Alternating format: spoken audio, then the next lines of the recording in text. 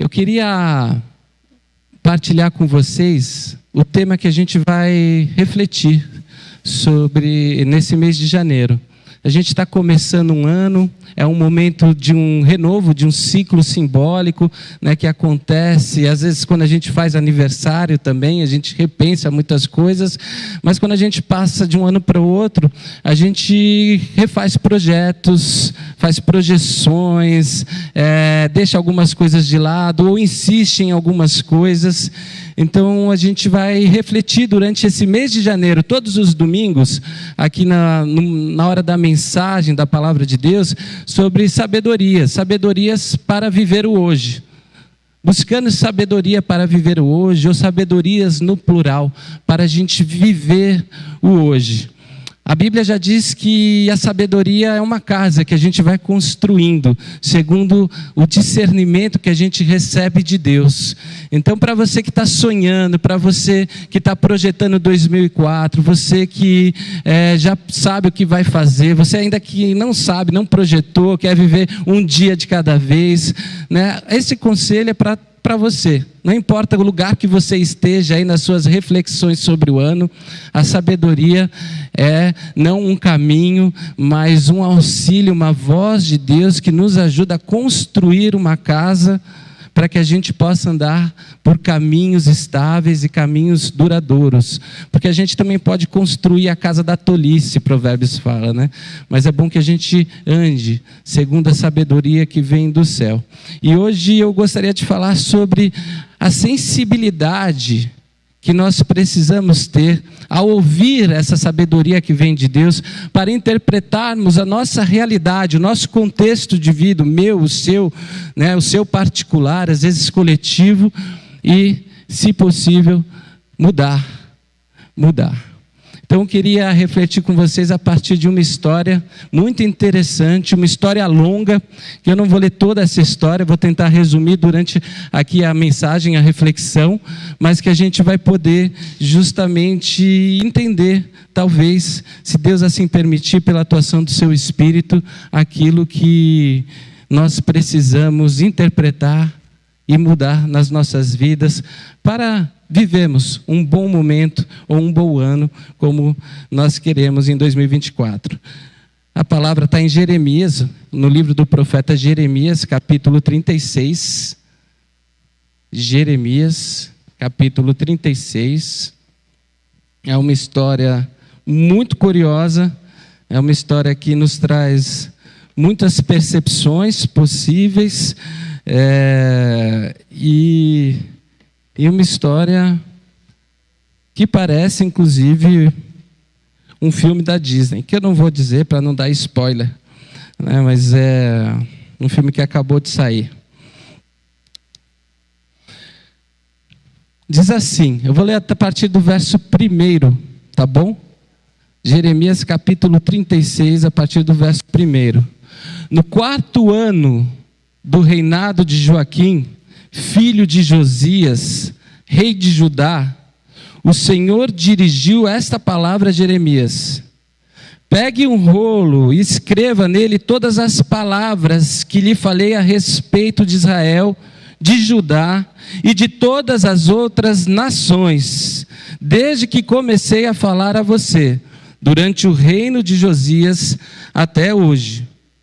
Talvez quando o povo de Judá souber de cada uma das desgraças que planejo trazer sobre eles,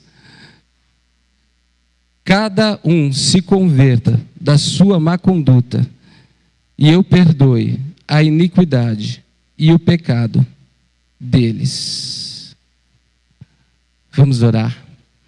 Deus, nós te agradecemos por essa manhã, pela sua palavra, por esse privilégio de acordarmos e sabermos que o Senhor, que é o autor da vida, nos aguarda para esse momento de reflexão, nos aguarda para receber de nós a expressão dos nossos corações, das nossas inteligências, e nós nos colocamos nesse momento como igreja, como seus filhos e filhas, para a palavra que o Senhor quer nos dar. Opere a transformação necessária em cada um de nós, para que nós possamos sair nessa manhã de domingo daqui transformados e sabendo um pouco mais sobre aquilo que nós podemos fazer nesse ano, nas nossas vidas, de acordo com a sua vontade. É isso que eu te peço, e é por isso, por esse privilégio que eu te agradeço. Amém. Amém. Bom, essa é uma história longa, que tem um contexto muito específico, para um povo muito específico, e um lugar também muito específico. O Senhor está dirigindo essa palavra a um profeta no século 6 antes de Cristo, mais ou menos 600 anos antes de Cristo. Um profeta que se chama Jeremias e que recebe então uma palavra de Deus.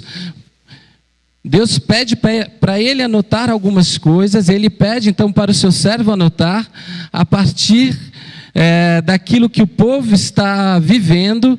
Então entrega essa palavra e pede para o Jeremias entregar essa palavra para o povo, a partir do lugar do rei. E não é exatamente que Deus vai castigar como um Deus punidor esse povo que não obedece, mas essa é uma palavra preventiva de Deus, tanto que ele fala, talvez quando o povo de Judá souber, cada uma das desgraças que pode cair sobre eles, talvez eles mudem seu coração e se arrependam. É como se Deus dissesse, a gente já falou disso daqui, que as mensagens de Deus, elas são preventivas, dizendo, olha, se você continuar por esse caminho, não é que eu vou te castigar, é que você vai para um caminho de morte. E eu estou aqui falando preventivamente para você mudar de caminho. E é mais ou menos essa palavra que Deus entrega ao profeta Jeremias, para que ele dê ao povo de Judá, ao povo de Israel e todas as nações, diz o texto. E essa é uma história interessante, porque por mais distante que ela esteja da nossa história atual, do século 21, do ano de 2024, eu tenho a sensação que nessa busca por sabedoria que nós vamos tentar trilhar nesse mês de janeiro, essa história nos serve como norte, para a gente se refletir sobre uma coisa muito importante na nossa vida. Seja qual for a nossa história, seja qual for a nossa realidade, nós precisamos de sensibilidade para interpretarmos a nossa realidade atual e promovermos as mudanças que forem necessárias sobre a nossa realidade. Se você quer um ano diferente, se você quer um ano melhor, igual você cumprimentou todo mundo, é preciso que você mude algumas coisas, porque essa é uma verdade que é escancarada em todos os momentos da nossa vida. A nossa vida não é fixa, a nossa vida ela não pode se registrar ou se inscrever num registro do mesmo, ela precisa mudar, ela precisa de mudanças. Mudar sempre é preciso. Não sei como você terminou 2023, como você está começando 2024, mas não importa. Essa é uma regra básica da nossa existência. Nós precisamos mudar. E às vezes mudar algumas coisas que continuam conosco durante muito tempo. E esse texto é um texto que fala sobre essa sensibilidade e sobre a mudança necessária. Sobre discernir a voz de Deus a partir de uma realidade no momento que nós estamos vivendo, e de como nós recebemos esses avisos de Deus, esses anúncios de Deus, essa sabedoria de Deus, que vai nos alertando sobre os caminhos que nós resolvemos trilhar, ou que nós estamos trilhando. Esse texto demonstra, na verdade, para mim e para você, uma tentativa muito mal sucedida de ignorar o fato de que as mudanças são necessárias na minha e na sua vida. Então, deixa eu voltar aqui para o texto e explicar um pouquinho sobre o profeta. Eu não sei se você foi versada no ambiente religioso, no ambiente do Antigo Testamento, mas quem era esse profeta bíblico? No tempo aqui do profeta Jeremias e dos profetas bíblicos do Antigo Testamento, o reino de Israel ele já estava dividido no profeta Jeremias, entre reino do norte e reino do sul, Israel e Judá. E Jeremias era um profeta do reino do sul, de Judá, certo? E nesse reino, assim como no Reino do Norte, existiam alguns poderes. O poder humano, o poder temporal, que era representado pelo rei. Aqui nessa passagem que nós lemos, pelo rei Jeoaquim, o rei de Judá, na época em que nós lemos o texto. E por um outro poder, o poder espiritual, que era representado pelos sacerdotes, que eram responsáveis pelos rituais do templo. Quando esses dois poderes se corrompiam, eles criavam uma espécie de insensibilidade no povo. E o povo seguia, então, os seus líderes, que, se corrompidos ou insensíveis em relação à voz de Deus, também se tornavam insensíveis. E nesse momento surgia então o profeta bíblico. O profeta bíblico, que não pertencia a nenhum desses poderes, era uma pessoa marginal, mas que era chamada por Deus para denunciar justamente a corrupção que o povo estava vivendo, ou a alienação da vontade de Deus. Esse era o papel do profeta. Mas o papel do profeta tinha uma coisa muito importante para que ele pudesse cumprir, na verdade, esse papel. Existia algo mais.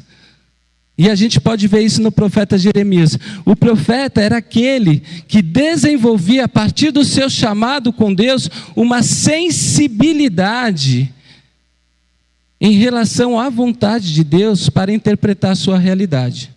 O profeta era aquele que desenvolvia uma sensibilidade para interpretar a vontade de Deus, lendo a sua realidade.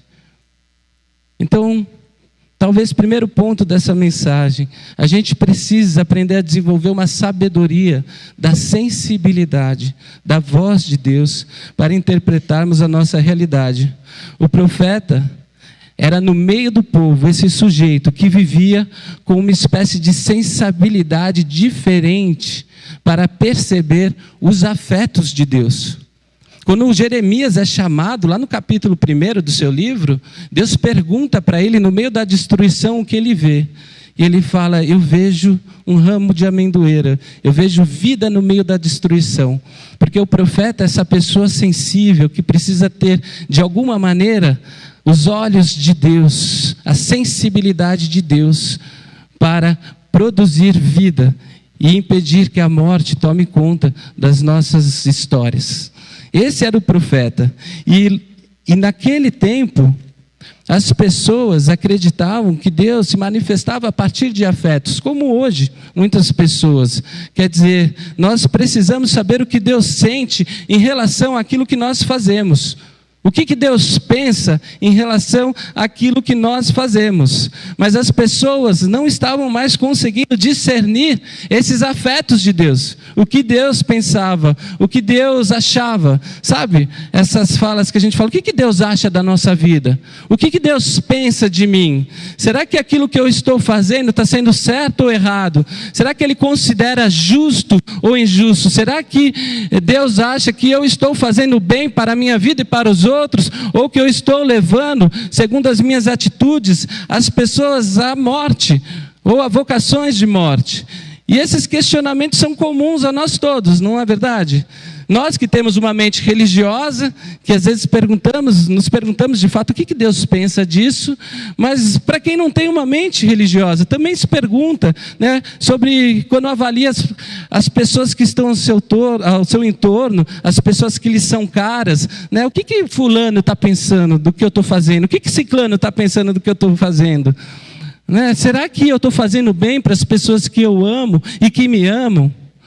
Então vejam, são perguntas da vida, são perguntas de todo mundo. O tempo todo nós fazemos uma espécie de autoanálise sobre as nossas questões, e fica muito mais evidente nesses momentos simbólicos, como aniversário, como passagens de ano, né, que a gente coloca de fato uma avaliação sobre a nossa história, sobre a nossa conduta, e começa a tentar entender como é que ela se harmoniza com aquilo que nós carregamos como valores, como princípios. Então vejam, nesse cenário agora religioso de Israel, os profetas eram essa espécie de termômetro, que falavam para o povo como é que estava a conduta deles, se Deus se agradava ou se Deus não se agradava. A sensibilidade essa sabedoria da sensibilidade era característica do profeta. E nós precisamos, nas nossas vidas, desenvolver essa sabedoria da sensibilidade. Sabe, gente sem sensibilidade à vontade, à palavra, à voz de Deus, deixa de perceber realidades essenciais, fundamentais na sua vida, na sua caminhada.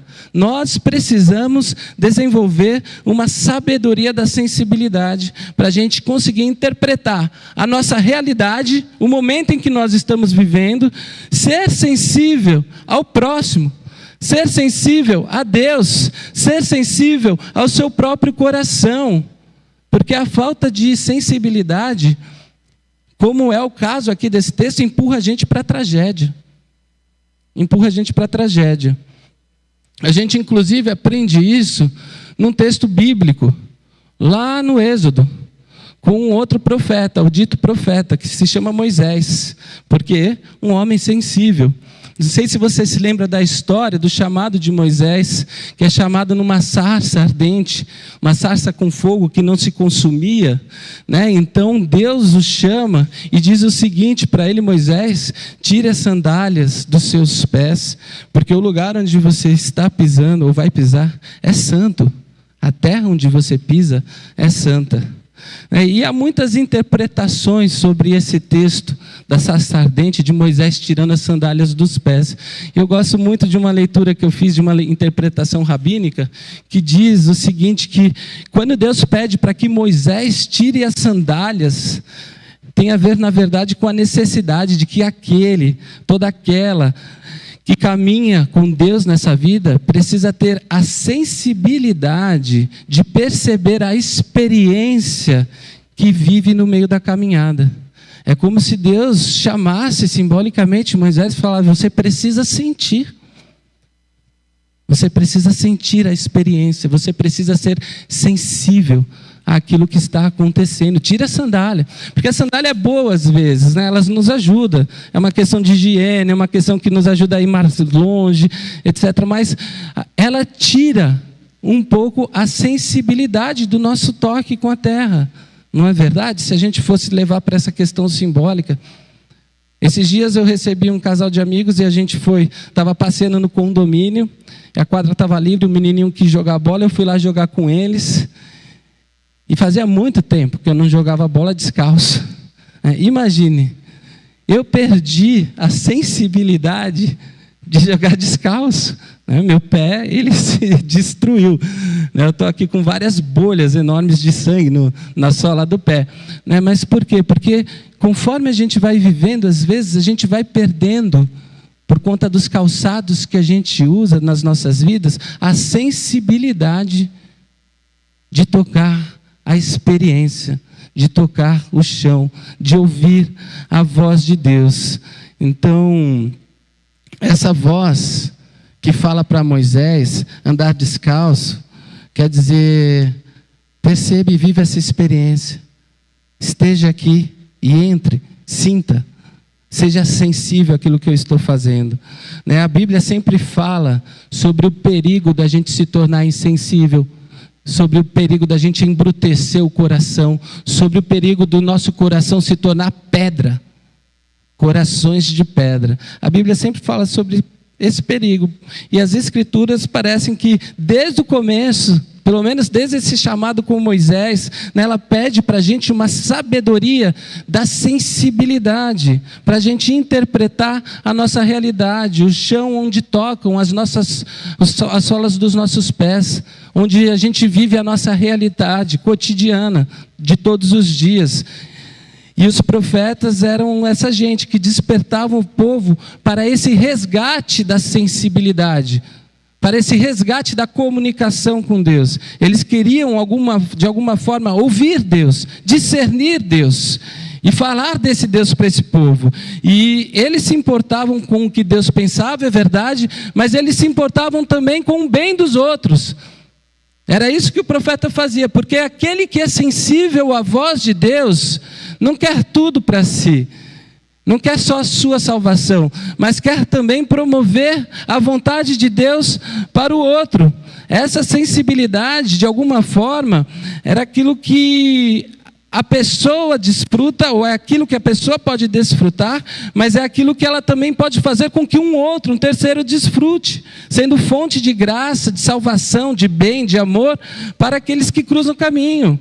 Então, quanto mais sensível você for à voz de Deus, a essa sabedoria, nos seus projetos de vida, nos seus caminhos para 2024, mais chances você tem de se dar bem, e mais chances você tem ainda de oferecer graça, amor, cuidado na vida de um outro, sabe, misericórdia na vida dos terceiros. Então Jeremias está aqui, é esse profeta que é sensível a Deus. Sensibilidade, sabedoria da sensibilidade. Agora voltando um pouquinho nesse texto, esse texto que tem uma história longa, porque tem um detalhe, porque não é porque a gente é sensível à voz de Deus que a gente consegue fazer tudo o que Ele pede. Desde que o mundo é mundo, né, e que o ser humano é ser humano, com todas as suas ambivalências, com todas as suas pulsões de vidas e de morte, com seus desejos bons e seus desejos ruins, tudo isso que me habita, tudo isso que habita vocês, quando vocês olham no espelho, no mais profundo de vocês, a gente sabe que existe uma contradição muito grande, que nem sempre, quando a gente é sensível à voz de Deus, Deus está falando assim para a gente, ó, parabéns, continua assim. Nem sempre é assim. Né? Deus não é sempre um Deus à nossa medida. Deus não é sempre um Deus dos nossos desejos. Na verdade, Ele nunca é um Deus dos nossos desejos. Ele pode, de fato, entrar em harmonia com os nossos desejos. Mas Deus não é um Deus conformado aos nossos desejos. E às vezes essa sensibilidade à voz de Deus nos leva a perceber que algumas coisas na nossa vida precisam ser transformadas, precisam ser mudadas. A gente precisa de mudança. E aí aquele negócio que nos é comum a todos, porque é muito mais fácil a gente ouvir alguém dizendo assim, parabéns, foi muito bom, tá certo, do que ouvir assim, ó, não tá legal não, hein? Isso aí vai ter que mudar. É mais difícil, não é? É muito difícil ouvir isso. E nessa história, o recado que Deus envia para Jeremias, através de Jeremias, era o recado, avisem Judá, o reino do sul, Israel, o reino do norte, e todas as nações, que eu castigarei a maldade deles se eles não mudarem. Então o recado era aquele recado que a gente não gosta de receber. Sabe, Deus faz uma avaliação ético-moral da conduta do povo, vê que eles não estão agindo segundo a sua vontade e diz assim, não está legal. Então Jeremias vai lá e diz para eles que não está legal, que eles precisam mudar, que eles precisam se arrepender. E Jeremias, comprometido com a vontade de Deus, se empenha em escrever tudo aquilo que houve na sua sensibilidade de Deus. Só que Jeremias não era uma pessoa, era uma persona não grata, era uma pessoa para o reino que não era muito legal, justamente por isso, porque ele era aquela pessoa que ficava denunciando, falando, olha, Deus não está se agradando, Deus não está se agradando, Deus não está se agradando. Então, ele já estava impedido pelo rei de acessar alguns lugares no reino, inclusive o palácio. Sabe aquela história?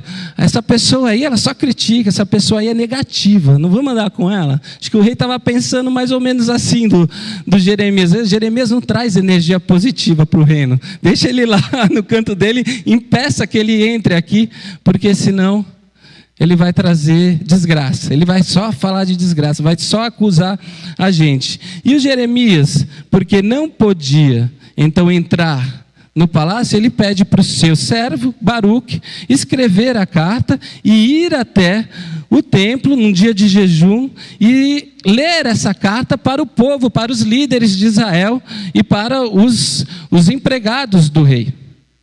Porque eles estavam num dia de jejum em Jerusalém, onde viriam todas as pessoas da tribo, os líderes pelo menos das tribos de Judá. Então, vejam, ele está num lugar onde tem todos os líderes, Baruque é enviado, e ele começa a ler essa carta, que começa justamente aí no capítulo, no verso 3 que nós lemos, né, do capítulo 36 de Jeremias, e aí eles começam a ouvir a voz de Deus, e de repente eles falam assim, mas isso aí está parecendo Depois você lê esse capítulo, é interessante. Mas isso aí está parecendo palavra de Jeremias. Hein, Baruque? Aí o Baruque assume, não, na verdade foi Jeremias que ditou, eu escrevi, e eu estou aqui lendo. Os líderes, eles pegam o Baruque, mandam ele embora e se esconder com Jeremias, porque sabia que ia ter retaliação da carta. Eles pegam a carta, temerosos daquilo que Deus estava dizendo, porque é uma carta forte, de fato, falando de desgraças, e levam para o conhecimento do rei. E aqui que é o ápice da história, assim, porque à medida que eles levam para o rei pede para um servo acender uma fogueira, e conforme o servo do rei ia lendo, o rei ia cortando as colunas da carta, segundo aquilo que não era conveniente, e queimando a carta, jogando a carta na fogueira. Isso aqui não é bom para mim. E jogava na fogueira. Isso aqui não é conveniente, jogava. Ao ponto de, no final, não sobrar nada da carta. A carta, o livro, como diz que Jeremias escreve para o rei, foi inteiramente queimado na fogueira. Baruque volta e fala assim para o Jeremias: Jeremias, eu fiz o que você pediu, mas parece que a turma lá não gostou muito não. Eles queimaram toda a carta. E aí Jeremias diz assim, sendo instruído de novo por Deus: pois então, senta aí, querido, a gente vai escrever outra carta, de novo essa carta, e vou acrescentar mais algumas coisinhas que Deus está me falando. E o capítulo termina assim. Depois, se você quiser spoiler, Jeremias é perseguido, é preso, depois vem a Babilônia, etc. Divide todo mundo, leva cativo o povo, enfim, destrói Jerusalém. Enfim, esse é o spoiler. Mas essa história desse capítulo é muito interessante, porque ela transmite aqui para a gente uma fonte de sabedoria. Qual é a lição que a gente pode tirar dessa jornada? É que não adianta a gente fingir que a realidade não existe se ela está posta. A realidade está aí. Sabe? Não adianta a gente ser insensível à voz de Deus em relação à realidade que precisa de mudanças. Não adianta a gente queimar cartas para não querer mudar, para não querer se transformar. A única forma de mudar a realidade ou para que a nossa realidade seja transformada, é justamente abrir espaço para esse caminho de sabedoria. Sabe, como o profeta Jeremias, tendo sensibilidade à voz de Deus, ouvindo os recados de Deus, discernindo aquilo que Ele está dizendo, ouvindo os sinais e provocando as mudanças necessárias que nós precisamos promover para mudar a nossa história. É por isso que eu disse que era uma história com desfecho ruim, porque a carta, o livro que Deus envia, os sinais que Deus envia, não são ouvidos. Mas para a gente, no começo de um ano de 2024, ou para toda manhã na nossa vida, a gente precisa carregar essa verdade que essa história traz. É que mudar é preciso. A gente precisa mudar. Não para a gente ler o cenário do mundo e ficar acusando, o mundo precisa mudar, o youtuber tal precisa mudar, a região tal precisa mudar, etc. Mas para a gente levar para as nossas relações micro, sabe? Para as nossas relações familiares, conjugais, para as nossas relações profissionais, para as nossas relações aqui na comunidade, e entender, ou talvez ter esse discernimento, essa sabedoria de interpretar a realidade, o lugar que eu ocupo, seja na minha vocação ou nas vocações que eu exerço, sejam elas quais forem, e perceber de fato com a sabedoria divina onde eu preciso mudar, porque mudar é preciso. E se a gente sabe que há mudanças na gente, em mim, em você, que precisam acontecer, não adianta a gente fechar os olhos para elas e dizer assim, não vou queimar, eu vou queimar esse negócio. Sabe a pessoa que não entra, está endividada e não entra no aplicativo do banco para não ver a dívida? Adianta, zera a dívida? Não zera a dívida. A pessoa que recebe um boleto do banco, eu vou queimar esse boleto, acabou com a dívida? Não acabou com a dívida. Não acabou com a dívida. A única forma da gente ver a mudança acontecer é olhando de forma nítida essa realidade que está diante de nós e que nós conhecemos, sendo sensíveis a ela, fazendo essa autoanálise, sabe? Arregaçando as mangas e dizendo, então está aqui diante de mim, eu estou ouvindo essa voz, o que é que eu preciso fazer? O que precisa ser feito? Como é que eu posso mudar essa realidade?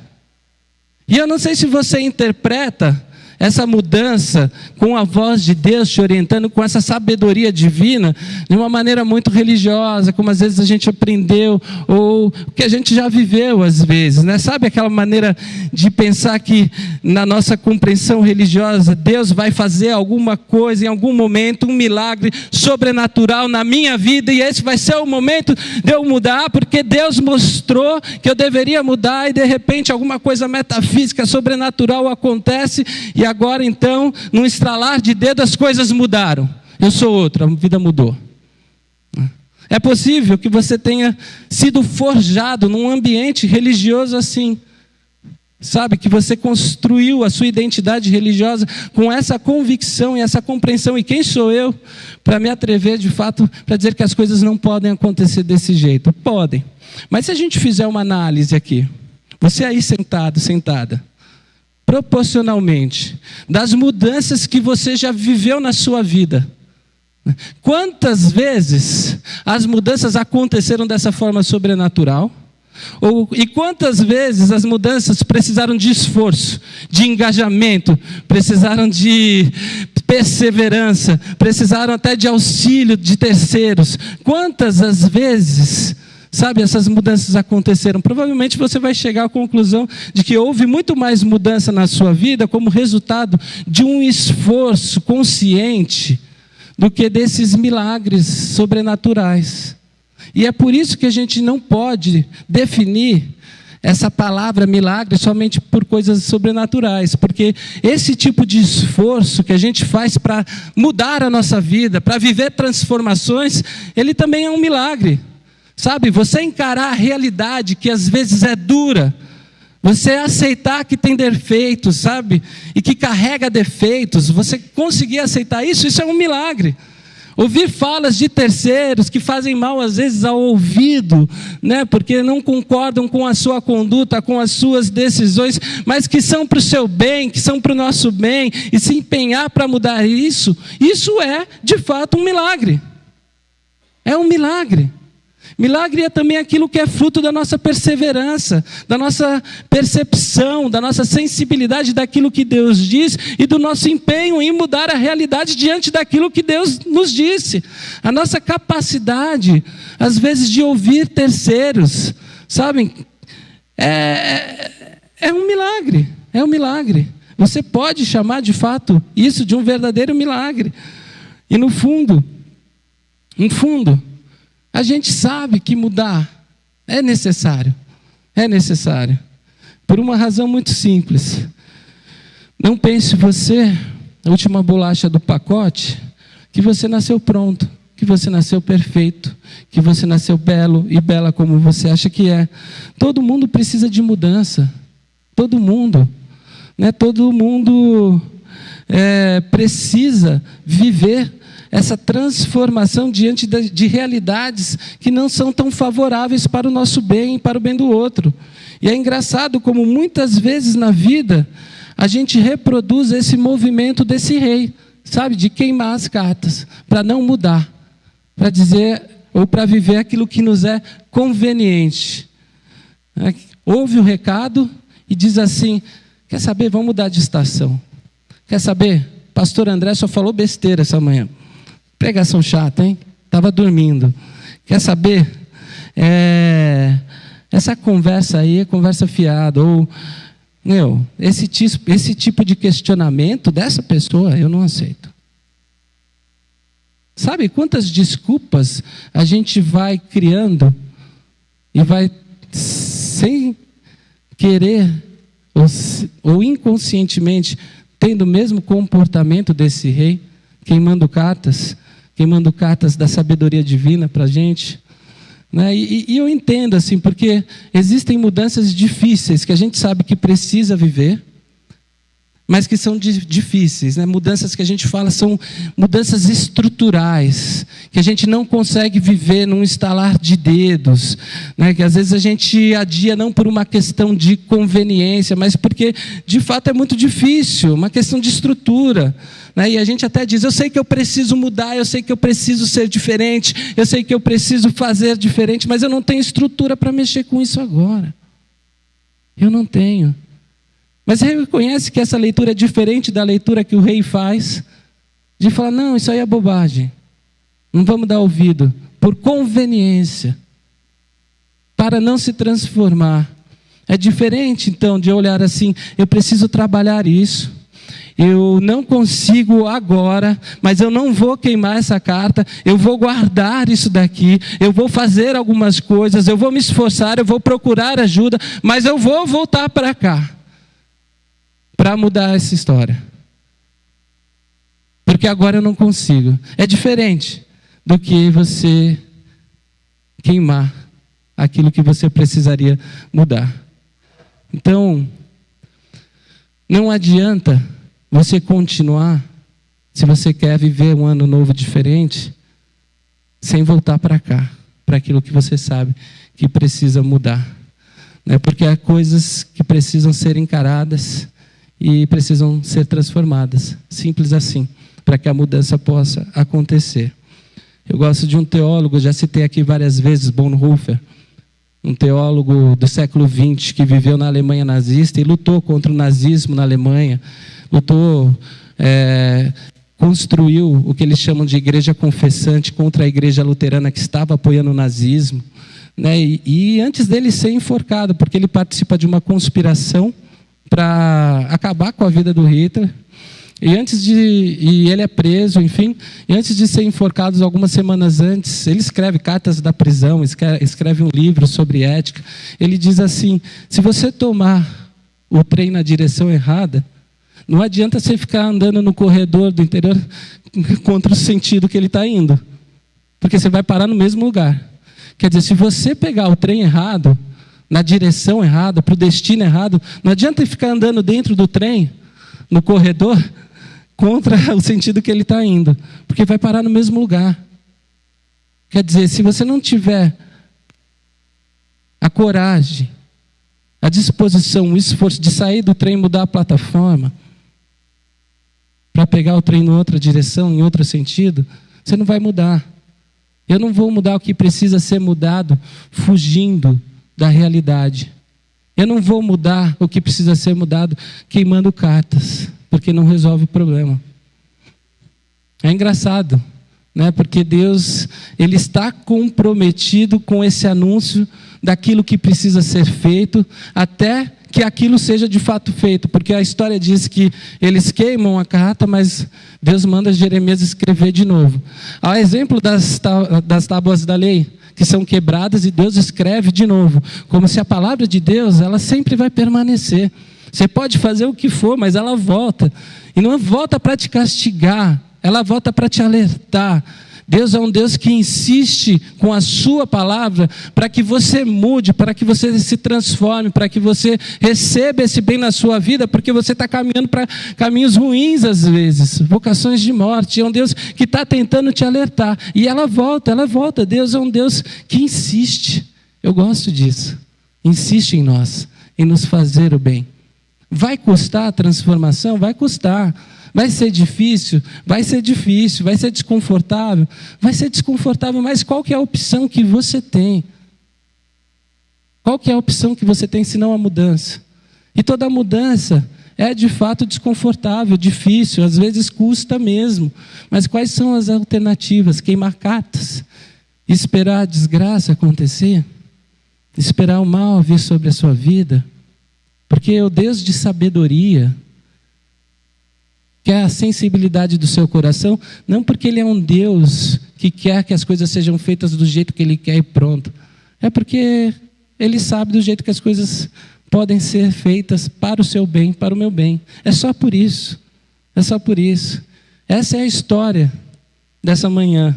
Sabe, as histórias bíblicas, sejam elas narrativas históricas como essa, que aconteceram na história, sejam elas poesias, parábolas, sejam elas mitos, porque a Bíblia tem tudo isso, ela tem todas essas histórias contidas ali, elas terminam diferentes de um conto de fadas ou de um filme da Disney.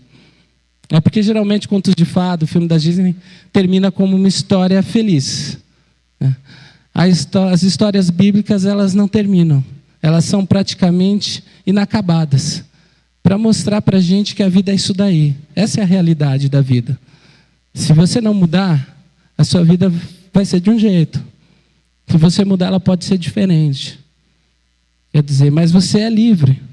A vida é o que é, e a gente vai descobrindo esses capítulos da vida à medida que a gente vai avançando. Nós não somos marionetes nas mãos de Deus. Deus não está dizendo o que a gente tem que fazer. Ele está nos ajudando a discernir a realidade para que nós tenhamos corações sábios para tomar decisões e ações para o nosso bem e bem dos outros. É interessante, eu acho, porque a questão é sempre você que vai decidir como é que você vai viver a sua vida. Você que vai decidir como é que você vai viver o seu ano. Se você vai se utilizar desse recurso da sabedoria divina, te enviando cartas, ou se você vai ignorar e queimar essas cartas. Porque a sabedoria é como uma voz da consciência. Vem para a gente. Às vezes por terceiros. Deus fala para a gente através de terceiros também. Então, Deus tem uma forma muito didática de nos ensinar a construirmos, para construirmos caminhos bons. Porque no final das contas, eu não posso, pastor André, mudar vocês. Vocês não podem mudar o pastor André. Sabe? Cada um só pode mudar com a graça de Deus e com o auxílio de terceiros, é bem verdade? A si mesmo. Então são duas possibilidades para essa primeira mensagem do ano, de 2014. Duas possibilidades para você pensar em construir os seus caminhos, no plural. Queimando cartas, ou sendo sensível, interpretando a realidade, a voz de Deus. São duas possibilidades. É você que vai tomar a decisão. E eu queria convidar você a discernir no seu coração, no seu momento, na sua história, a compreensão de fato de onde você está. Sabe, porque a primeira coisa que acontece quando Deus fala é essa revelação do lugar onde a gente se encontra, do contexto onde a gente está vivendo. Então, eu queria pedir para você fazer isso nessa manhã, como primeiro domingo do ano, um momento simbólico, para que Deus possa manifestar de fato a sua sabedoria na capacidade que você recebe dele para interpretar a sua realidade, para que você receba auxílios de terceiros, para você fazer sempre essa escolha da sabedoria divina, que parece uma escolha necessária, madura, para a gente poder enfrentar as realidades que se apresentarão nesse ano para a gente, nos nossos contextos pessoais e mais íntimos, mas nos nossos contextos comunitários, onde a gente partilha a vida com os outros. E se em algum momento você não estiver pronto para fazer aquilo que você sabe que tem que fazer, se coloque em oração, peça para Deus, trabalhe aquilo que a gente chama de disciplinas espirituais, para que Deus vá falando com você, mas também conte com pessoas. A igreja é essa comunidade, sabe, uma família de gente que se auxilia, uma família de gente que vai ajudando um ao outro, que vai carregando um ao outro quando o outro não pode andar. Conte com pessoas, a gente precisa reaprender caminhos para ouvir a Deus. E a gente comemorou no Natal o nascimento de um Deus que se faz na nossa humanidade, para entender que Deus se revela no ser humano. Então, todas as vezes que alguém vem nos auxiliar, pode ser justamente Deus nos dizendo, esse Deus que se revela agora na figura humana, dizendo a sua carta de sabedoria para as nossas vidas. Então, se você precisa de ajuda para mudar a sua realidade, peça ajuda. Escolha bem as pessoas, mas peça ajuda. Porque Deus envia cartas. E Ele vai enviando cartas aqui de cima, Ele vai enviando cartas nas suas conversas particulares, Ele vai enviando cartas. Mas, de fato, o que você precisa mudar para viver um bom ano de 2024? Essa resposta é com você. E eu tenho certeza que as pessoas que Deus colocar no seu caminho, as palavras que Ele plantar no seu coração, as vozes da consciência que ecoarem nos seus ouvidos, elas serão essa instrução de revelação e de chamada a um esforço para fazer diferente, para fazer melhor, para você viver bem e para fazer bem para o outro. Amém?